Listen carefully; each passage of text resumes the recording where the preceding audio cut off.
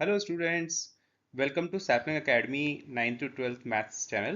आज मैं आपके साथ एक बहुत इंपॉर्टेंट वर्ड प्रॉब्लम डिस्कस करने जा रहा हूँ जो 23-24 के सीबीएसई बोर्ड एग्जाम में आई हुई है। आज के सॉल्यूशन में मैं इस क्वेश्चन को स्टेप बाय स्टेप आपके साथ डिस्कस करूंगा ताकि आपको ये क्लियर हो जाए कि किस तरह से इसको सॉल्व करते हैं और इस टाइप का अगर कोई क्वेश्चन आए तो उसको कैसे हम अटेम्प्ट करेंगे।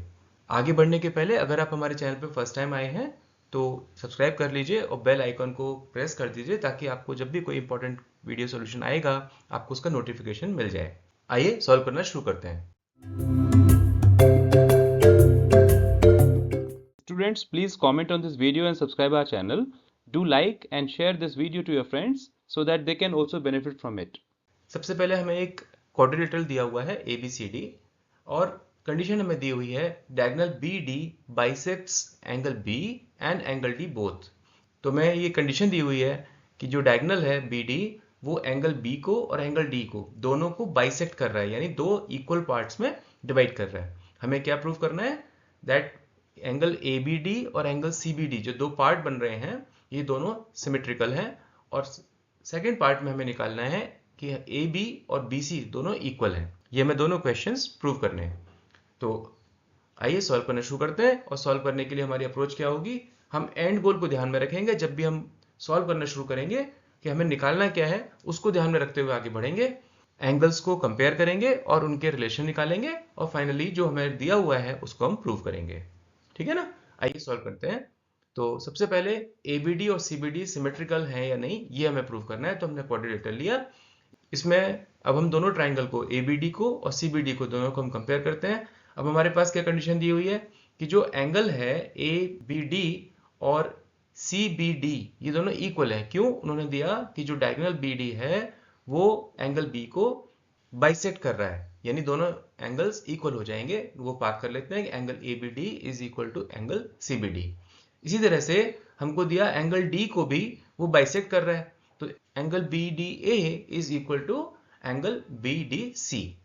ठीक है? जो AA सिमिलैरिटी रूल होता है उसके थ्रू किसी भी दो ट्राइंगल्स के दो एंगल अगर इक्वल होते हैं तो दोनों ट्राइंगल्स जो होते हैं वो सिमेट्रिकल होते हैं, इसलिए triangle ABD will be symmetrical to triangle CBD, hence proved.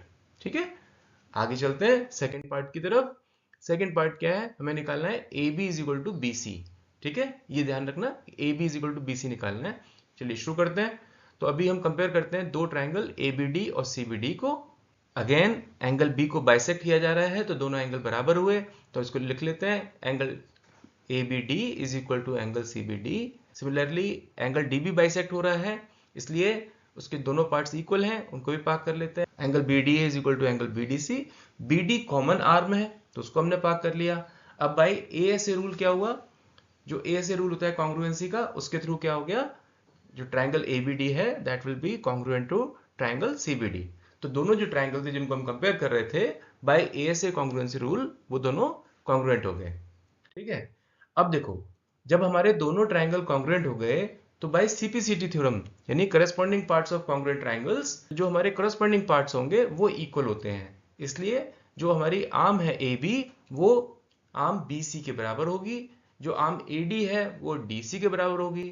BD common है। ठीक है ना? इसलिए हमारी जो आर्म AB है वो BC के बराबर है। ये हमारा प्रूव होता है, hence proved. So that becomes our solution to this question. अगर आपको ये solution क्लियर हुआ तो इस वीडियो को लाइक कर दो। अगर आपको थोड़ा भी लगा ये फास्ट गया है या मुझे नहीं समझ में आया तो इस वीडियो को आप बैक करके फिर से सुन लो ताकि आपको स्टेप्स क्लियर हो जाएं। अगर कोई डाउट है तो मुझे आप कमेंट में लिख सकते हैं। अगर ये वीडियो पसंद आया तो इसको लाइक कर देना और अपने फ्रेंड्स को शेयर करना मत भूलना ताकि उनको भी इस क्वेश्चन का आंसर मिल जाए। समरी कर लेते हैं।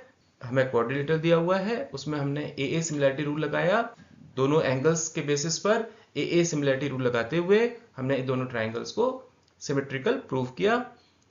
सेकेंड पार्ट में हमें AB is equal to BC निकालना था, तो हमने पहले दोनों ट्राइंगल्स लिए, बीच की आर्म ली, ASA कॉन्ग्रुएंसी रूल लगाया, दोनों को हमने कॉन्ग्रुएंट प्रूव किया और उसके बाद हमने CPCT थ्योरम लगा के जो उसके करस्पॉन्डिंग पार्ट्स थे AB और BC को इक्वल प्रूव किया। इति सिद्धम।